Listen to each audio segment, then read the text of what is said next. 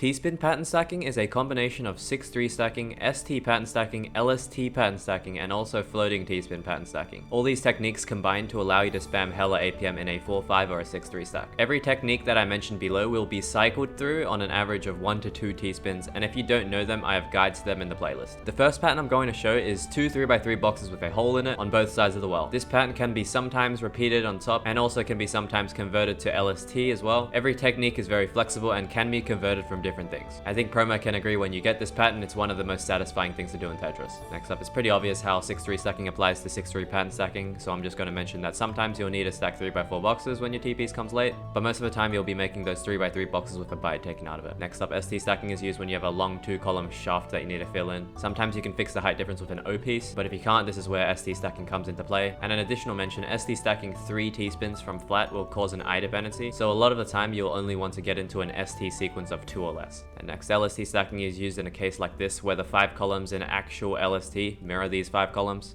Since there's an extra column on the short side, it may require an eyepiece to fill the dependency, and it may even make it more lenient to do those LS or JZ patterns as it isn't dependent on it now. Adding onto this, the concept of doubling up is even more applicable in T-spin pattern stacking as it isn't just limited to using S and Z in the case of late T. T-spin pattern stacking literally gives you the entire queue to double up whenever you want. Finally, floating T-spin pattern stacking is used because you'll find several occasions where there's a column gap of 3. If you learnt the waist T MKO opener, that T-spin loop is exactly what I'm talking about here, just to a smaller degree, and those are all the patterns. Whenever you want to set up a T-spin, you need to not screw up your next T-spin, meaning try to avoid making spiky overhangs, try to avoid making overhangs with a height of 3 or more. You want to turn your overhangs into a box pattern after the T-spin. So for example, if you use an L piece for your overhang, you want to pair it up with an S piece afterwards. Another important note is, say you have a 2 tall overhang. After you take the T-spin, you'll get a height difference of 2, which is what you want most of the time. However, in this example, our overhang stack is fine, but the other stack doesn't allow me to recover from a height difference of 2. As you can see, I can only place a J, L, or I piece here, so this would ruin the stack in hindsight. I hope this has helped. If I missed anything, please tell me. Pattern stacking is so general and it was already a difficult process to break everything down into parts, so it's very likely some things have slipped unnoticed.